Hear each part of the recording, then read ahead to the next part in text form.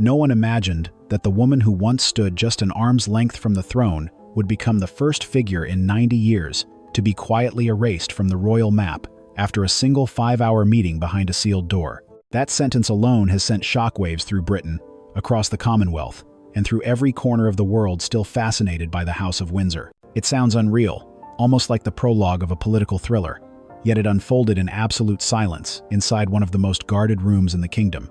No raised voices, no dramatic exits, only the slow tightening of an invisible cord that had been pulling for months, perhaps years, until it finally snapped on the night of November 14. This is not a story about a title being removed. This is the story of a quiet realignment, one so abrupt, so surgically executed, that even senior insiders were left stunned. And the more we look at what happened in those hours, the more one truth becomes unavoidable.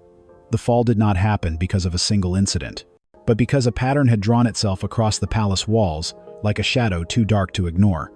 The decision, when it landed, was not the spark. It was the echo of long-set tremors reaching their final point. According to multiple palace sources, the meeting that ended a royal chapter was not originally planned as a confrontation. It was designed as a constitutional review, a routine evaluation, the kind of administrative ritual that rarely draws attention. But as the doors closed, and as the weight of accumulated concerns settled in the room, the tone shifted. What had been whispered in corridors, hinted at in briefing notes, and quietly discussed between senior royals was finally placed on the table, not as accusations, but as patterns, not as attacks, but as lines that had begun to bend too far away from the center of royal order. Inside that room, one person held the responsibility of guiding the conversation. William, the Prince Regent, the man the public sees, smiling at engagements but who has, in recent weeks, become the constitutional heartbeat of the monarchy. His message, described by those familiar with the meeting, was calm but immovable. If the monarchy was to survive an era of global skepticism, internal clarity was not optional. The institution could no longer afford blurred boundaries. And the boundaries, he suggested, had been tested again and again. Sitting across from him, King Charles listened with a somberness that insiders say had been building for weeks. His health, delicate but steady, had forced him to consider the long game, the legacy beyond his reign. And when he finally spoke, it wasn't with anger or disappointment. It was with resignation, the kind that appears only when a long-avoided truth finally steps into the light. The crown, he said softly, survives only when its lines are clear. Intention alone cannot excuse overreach. The monarchy is built on the discipline of roles, not the desires of individuals. Those present understood what that meant. What transformed this meeting into a turning point was not a heated argument or a dramatic ultimatum. It was the undeniable unity of the room. Princess Anne, whose voice carries the weight of nearly half a century of service, delivered what one insider called the final crystallizing moment. Her words, sharp in their clarity, suggested that the monarchy had reached a crossroads. Either correct the drift now or accept a slow slide into chaos. And when the room fell silent after her statement, the decision was, for the first time, unmistakably real. By the end of 5 hours, a resolution had formed with the precision of a closing lock. Calm, cold, irreversible. Papers were drafted, the final text reviewed, the seals of authority fixed into place. The monarchy had chosen direction over sentiment, structure over ambiguity, and clarity over comfort. And the individual once positioned closest to the throne found the path beneath her feet recast in an instant. This, then, is the payoff to the question that has echoed across every headline. How could such a monumental shift happen so fast? The answer is that it didn't. The night itself was only the surface. Beneath it lay weeks of tension, years of accumulated misalignment, and a growing conviction among the most disciplined members of the royal family that the crown could no longer bend without breaking. The decision was not made in anger, it was made in duty. The monarchy was not pruning a branch, it was stabilizing its trunk.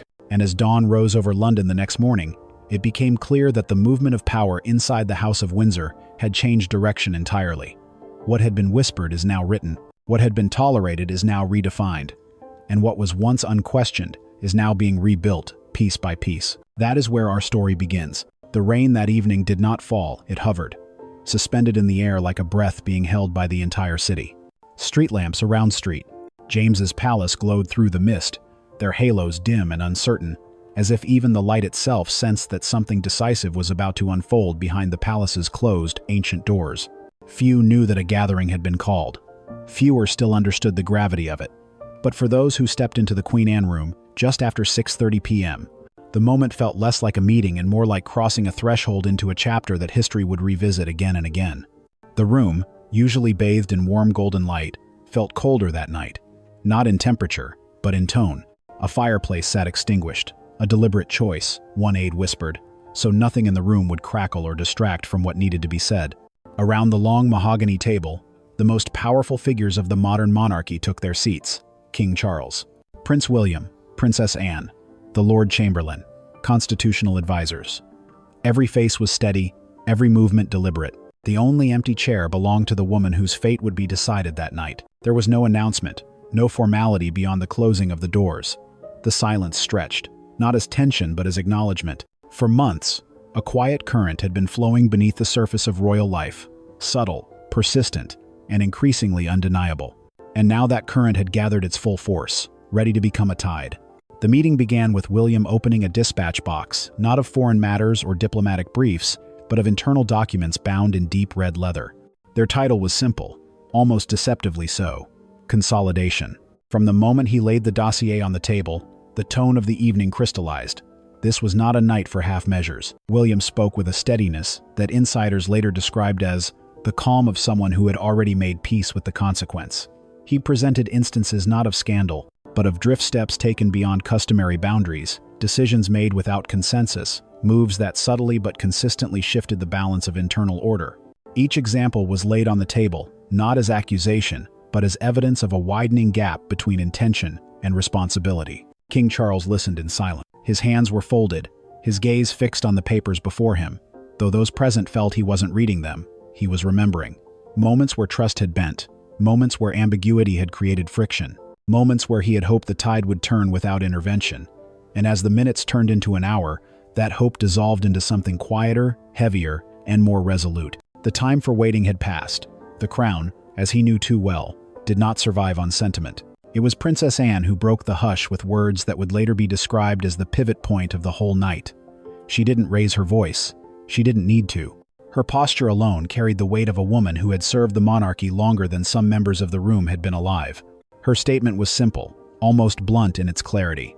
The monarchy could no longer afford blurred lines. Either the institution returned to the path of discipline, or it risked dissolving into quiet disorder. The room shifted after she spoke, as if something long unspoken had finally been acknowledged. What followed was not debate, but alignment. Each advisor offered perspective. Each senior royal nodded in agreement.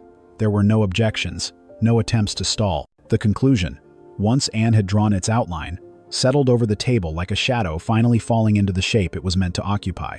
By 8:46 p.m., the first resolution was drafted. By 9:32, the final seals were placed. The doors opened again, but the air inside remained still, as if the gravity of the decision had not yet chosen to leave the room. Outside, the rain finally began to fall, not in torrents, but in a steady rhythm. A rhythm that felt like the quiet marking of an ending that would become the beginning of everything that followed. The dossier did not glow, but everyone in the room felt its heat the moment it touched the table. A thin, leather-bound volume, unmarked except for one word stamped in discreet gold lettering: consolidation.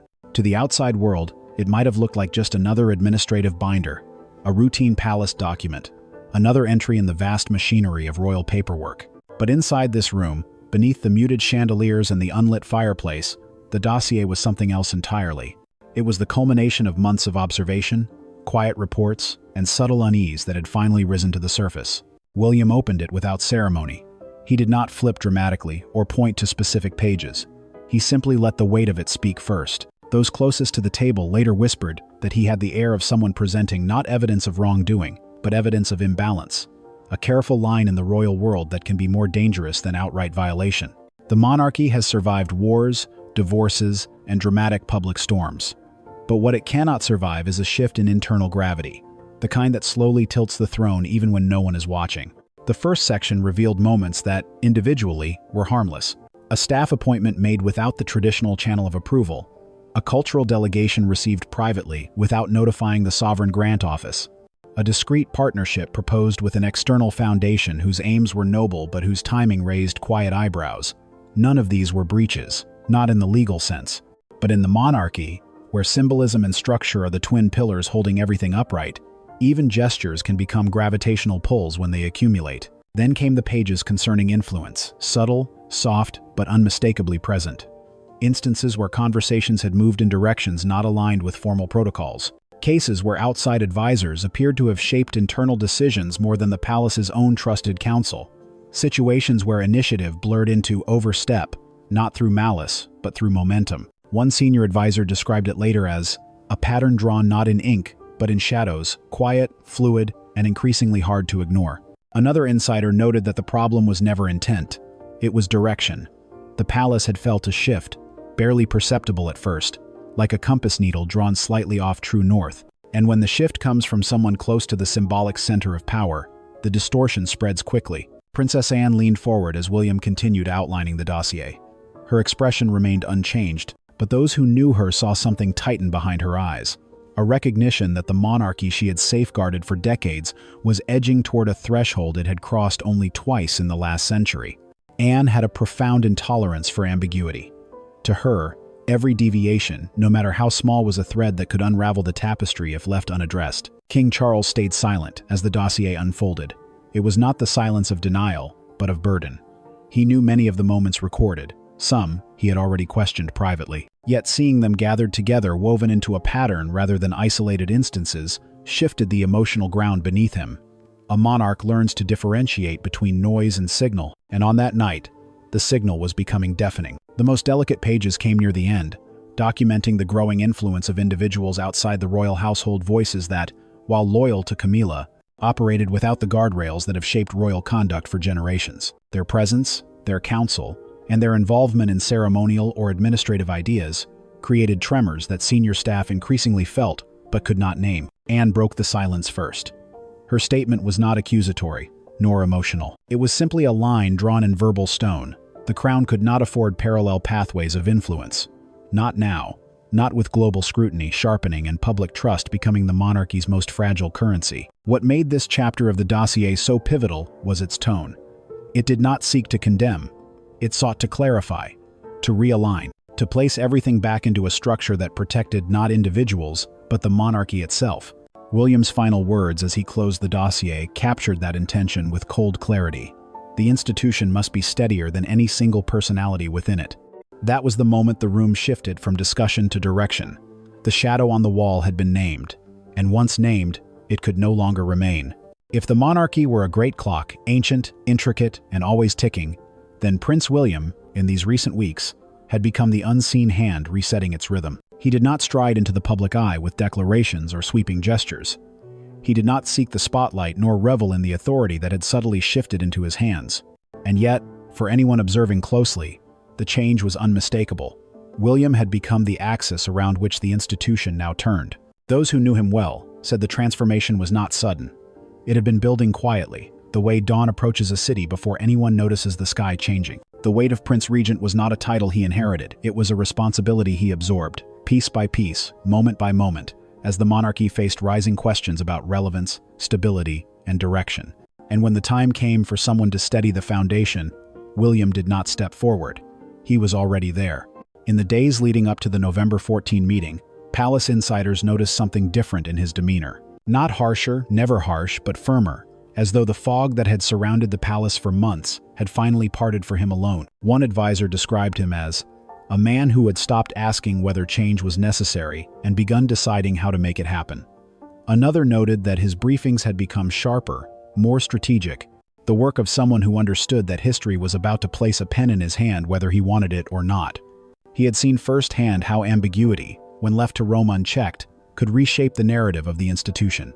He had watched as shifting influences bent the structure of palace operations into unfamiliar forms, and he had witnessed the toll it took not only on his father, but on the public's fragile trust. Data flowed across his desk every week, rising skepticism among younger generations, concerns voiced by Commonwealth partners, the growing pressure for transparency in an age that no longer tolerated shadows. The monarchy was standing on a threshold, and it would either step forward or slip backward. That was why the Red Dossier was compiled. It wasn't an act of opposition, it was an act of preservation. William saw the monarchy not as a museum, but as a living organism that needed clarity and discipline if it were to survive the scrutiny of modern times. In quiet conversations with senior advisors, He emphasized a single principle: the crown must serve the nation before it serves itself. And if any pattern threatened that order, no matter who it involved, it had to be addressed with precision. His leadership during the meeting reflected this philosophy. He did not raise his voice. He did not direct blame. Instead, he guided the room with a steady logic that cut through sentiment without dismissing humanity. King Charles, visibly worn but attentive, followed William's reasoning with the quiet understanding of a father watching his son step fully into a destiny that had long awaited him. For Charles, the realization was bittersweet. William was no longer preparing for the future, he was shaping it. Princess Anne's presence beside him formed a symbolic alliance: discipline and vision, tradition and reform. While Anne ensured that the institution's spine remained unbending, William ensured that its heartbeat stayed aligned with the modern world. It was this partnership that convinced the advisors that the path forward was clear. The Windsor Reset, a term once whispered as an abstract idea, had now become a living plan, and William was its architect.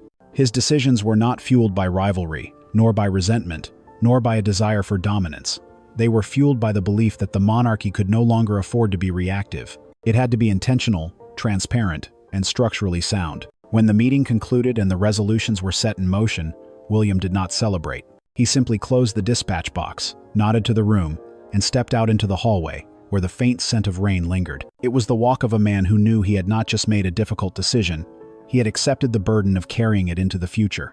In the days that followed, staff began referring to him in hushed tones, not merely as the Prince Regent, but as the stabilizer, a man who had taken an institution drifting toward uncertainty and anchored it before the tides could pull it further. And this was only the beginning of the rhythm he intended to rewrite. While William recalibrated the structure of the monarchy with quiet firmness, Catherine moved through the palace with an entirely different kind of power, one that did not rely on authority, but on presence. Where William brought clarity, she brought coherence. Where he drew lines, she softened the edges. And in the days surrounding the November 14 meeting, it became clear to everyone inside the royal household that Catherine had become not only a symbol of grace, but a stabilizing force in a moment when the palace could have fractured under the weight of its own transition. To the outside world, she appeared composed, luminous, the familiar figure who greeted the public with warmth and steadiness. But those within Kensington Palace saw something deeper, a woman who understood that the monarchy's survival was not merely a matter of constitutional structure, but of emotional legitimacy. In times of upheaval, titles and decrees could feel distant. What kept a nation from unraveling was the assurance that its leaders were anchored not only in duty, but in empathy. And Catherine embodied that reassurance with every step she took. Her role in the weeks leading up to the meeting was subtle, but powerful. She did not sit in the Queen Anne room as decisions were formalized, but her influence was unmistakably woven through the process. Staff observed how William seemed steadier after private conversations with her, as if she reminded him of the human cost behind institutional clarity. One aide described it as the balance between spine and soul. He brought the spine, she brought the soul. And in a moment when the monarchy risked being perceived as cold or punitive, that balance was essential. In the aftermath of the decision, Catherine became the quiet architect of emotional transition. She understood instinctively that the public would not only question the what and the how, but also the why. Any misstep could shift the narrative into one of personal conflict rather than institutional realignment.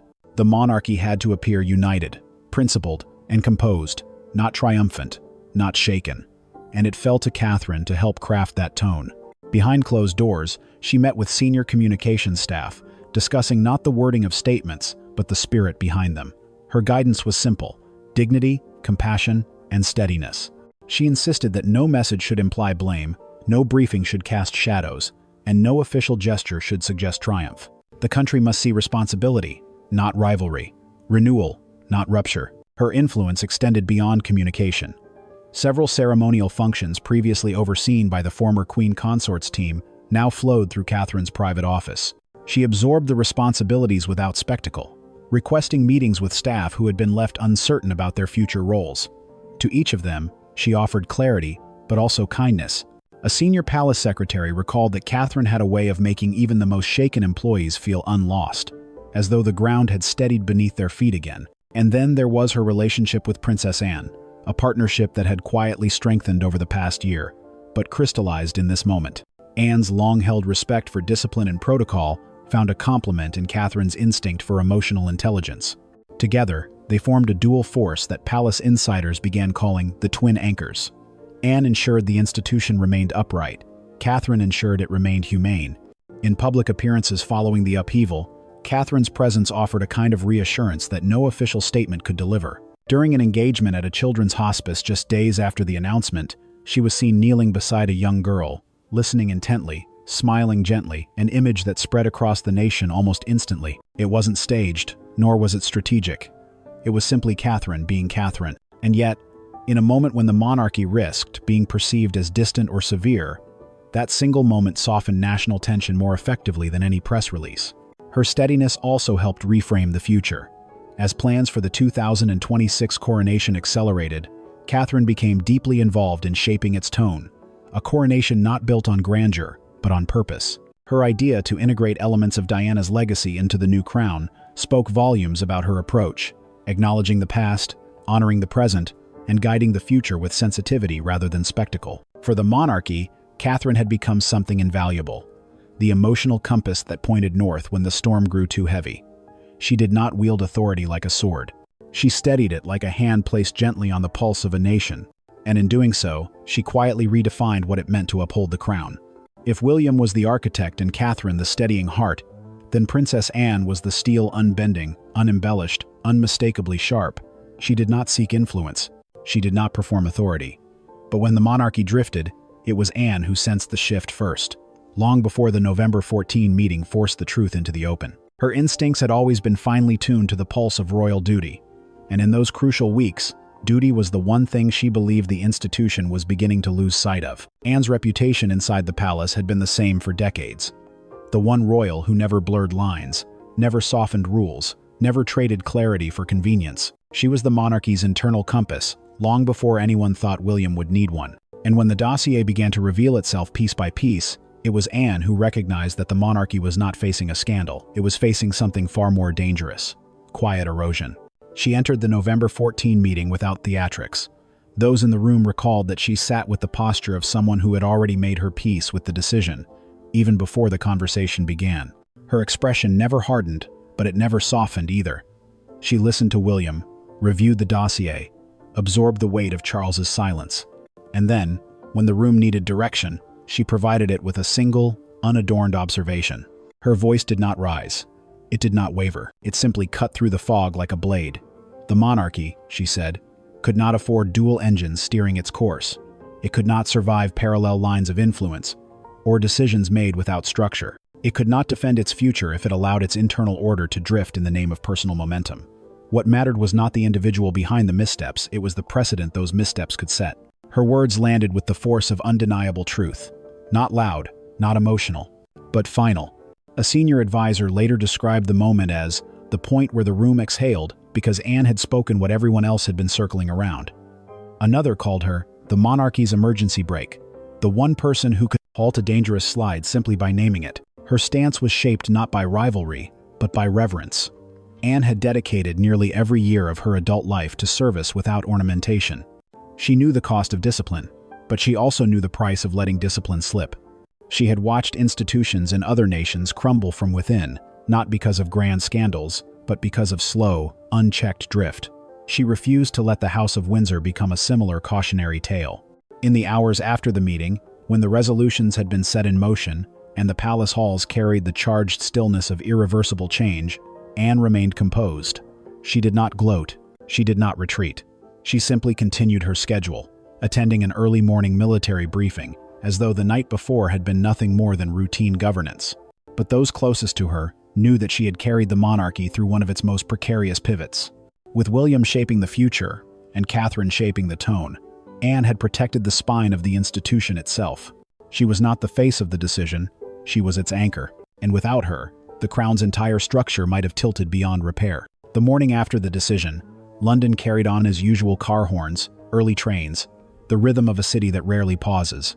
But far from the noise, behind the high hedges and quiet stone walls of Clarence House, a different stillness unfolded. It was the kind of stillness that follows the crack of something breaking, even if the sound itself was never heard. Camilla, once positioned just steps from the throne, awoke to a world that no longer included her in its architecture. Those close to the palace say the moment she was informed felt less like a conversation and more like a curtain being lowered.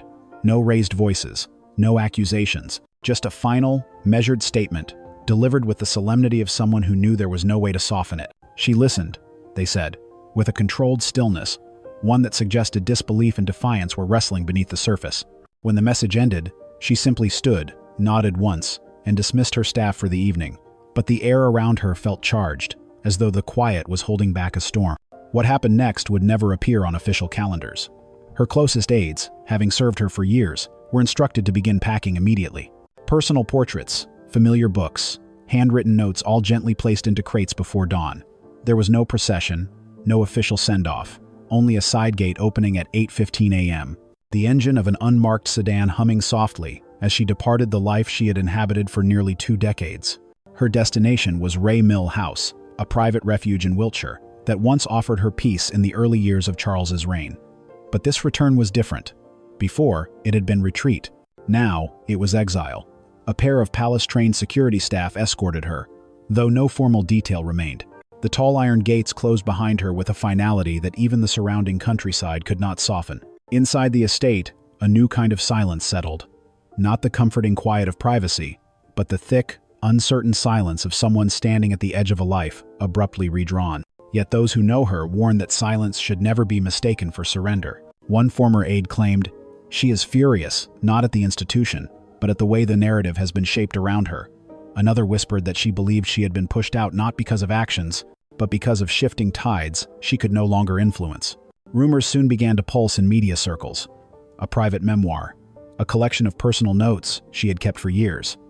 Cautious conversations with publishers. Nothing confirmed, but enough to signal that Camilla was not simply disappearing into the countryside. She was studying the new landscape forming around her, searching for the path forward, whether through silence, revelation, or reinvention. Meanwhile, her once tight circle splintered under the pressure. Advisors who had shaped her public image quietly stepped back. Allies within aristocratic circles distanced themselves, wary of being pulled into the turbulence. Even long-standing supporters hesitated, unsure of how closely they could stand beside someone no longer tethered to the crown. And yet, for all the speculation, Ray Mill House remained undisturbed. No public statements, no interviews. Only a single figure walking the grounds at dusk. A woman who had once carried a title that placed her at the center of royal life, now navigating the unfamiliar terrain of life after power. Her future, whether silence, resurgence, or something in between, remains unwritten. But one truth lingers over Ray Mill House like the winter fog. Her story is not over. It has merely entered a chapter no one expected her to face alone. As the dust of the November upheaval began to settle, the palace did not rest. It could not. The monarchy, having made one of its most decisive internal choices in nearly a century, now faced the far more delicate task of reconstruction. Not the rebuilding of structures or ceremonies, but of purpose. Stability without renewal would be temporary. Renewal without structure would be chaos.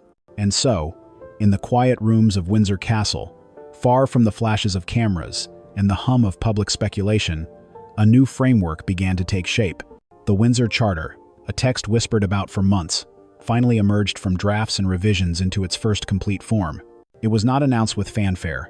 Most of the nation didn't even know it was being finalized. But for those inside the palace, its pages felt like a compass being reset.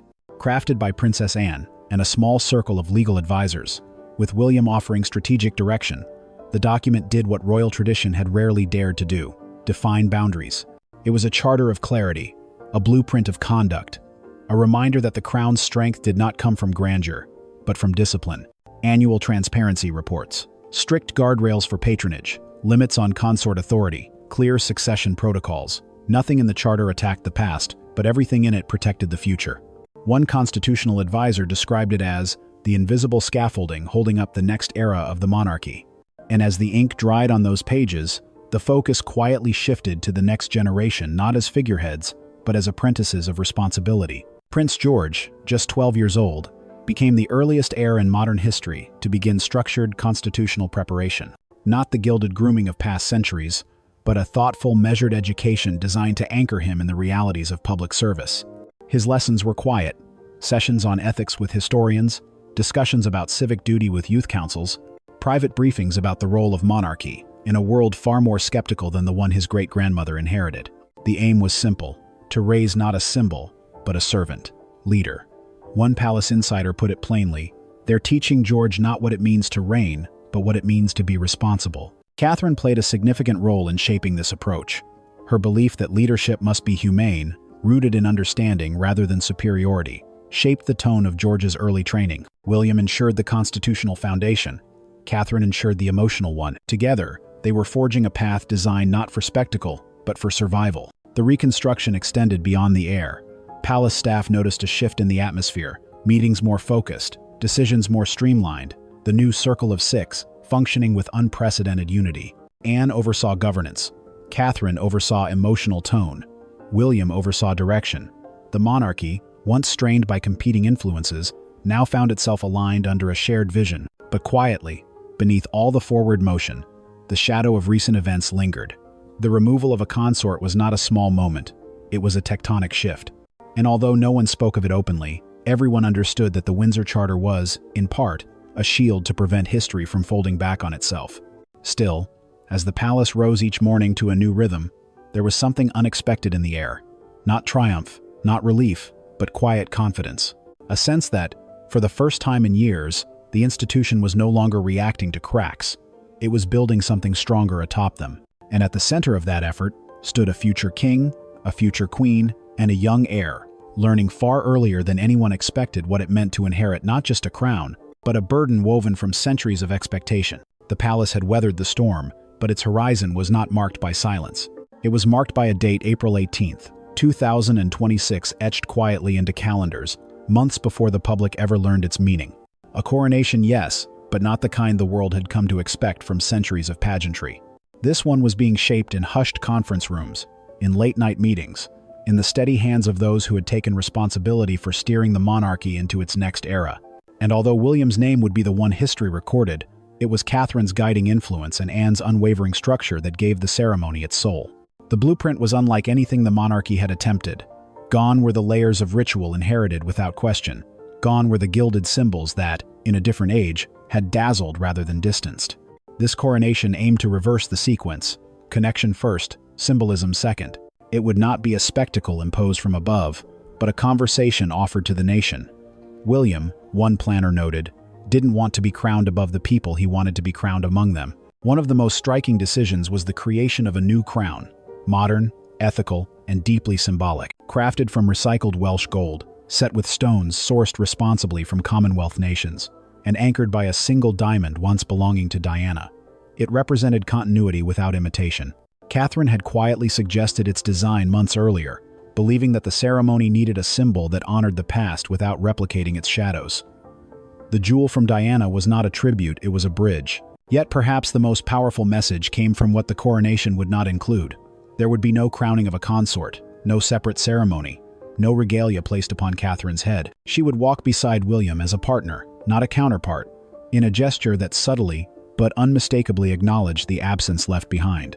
It was not a rebuke, it was a recalibration, one the planners understood would signal the monarchy's new direction without uttering a single word. The ceremony itself would center not on lineage, but on service.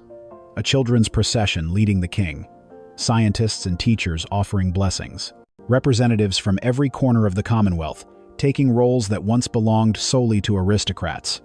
It was, in its quiet revolution, a coronation shaped by conscience.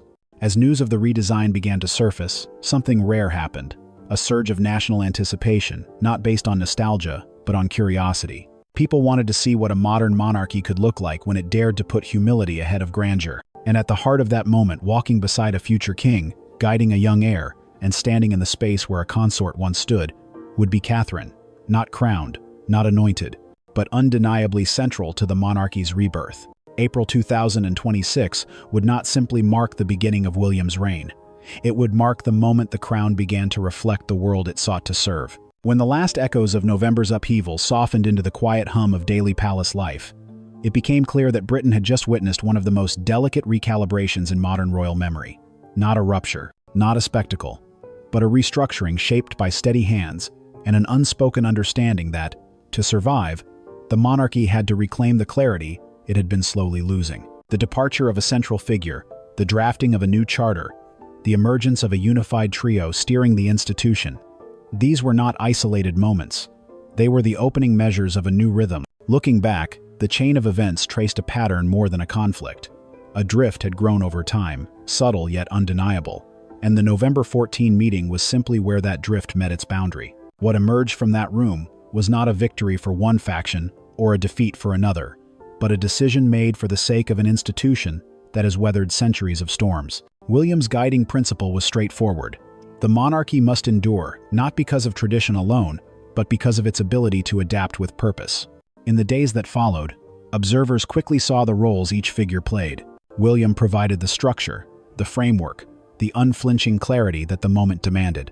Catherine provided the humanity, quietly ensuring that the tone of the transition did not harden the public's perception. Anne provided the backbone, giving voice to hard truths others hesitated to speak. Their combined influence created an alignment that the monarchy had not felt in years, three distinct strengths converging into a single direction. Yet the absence left behind was impossible to ignore. Camilla's departure did not register as scandal or disgrace, it registered as symbolism, a reminder that proximity to the crown does not place anyone above the principles that uphold it. And although she has retreated into silence, that silence hangs in the air like an unopened letter. Will she choose to disappear into private life?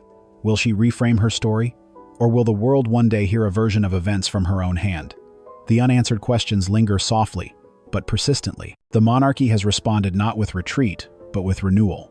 The Windsor Charter stands now as the backbone of a redefined institution, structured, transparent, and conscious of the world watching it. Its pages safeguard the throne from ambiguity and ensure that future generations inherit a system with clearer boundaries than the one that nearly faltered. Perhaps the most poignant development is the quiet preparation of Prince George.